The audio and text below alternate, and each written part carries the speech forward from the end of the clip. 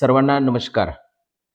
मकर संक्रांतीच्या सणाच्या दरम्यान मोठ्या प्रमाणावरती लोक पतंग उडवण्याचा आनंद घेत असतात आणि तो आनंद निश्चित घेतला पाहिजे.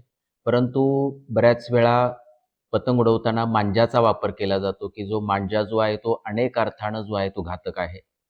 बऱ्याच वेळा दुचाकी स्वाराला सुद्धा कधी-कधी काय होतं, की जखमा होतात किंवा कधी-कधी फेटल होतो. या मांजामुळं अनेक पक्षी जे आहेत, तर ते अडकून त्यामध्ये मरण पावतात. कधी-कधी असा जो मांजा आहे जो आहे, तर तो विद्युत तारेला चिटकून शॉर्ट सर्किटच्या घटना झालेल्या आपल्याला दिसतात. या संबंधामध्ये माननीय जिल्हाधिकारी महोदय यांनी एक मनाई आदेश पण काढलेला आहे. त्यामुळे मांजाचा वापर करणं, वाहून नेणं किंवा साठवणूक करणं याला प्रतिबंध करण्यात आलेला आहे.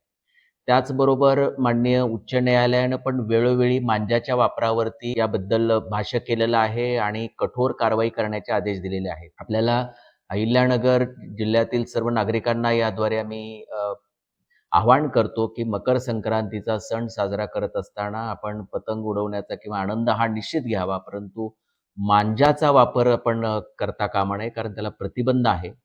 आपणही करू नये आणि इतरांना पण आपण त्याबद्दल अवगत करावं, अशा पद्धतीचं आवाहन आम्ही आपल्याला करतो. धन्यवाद.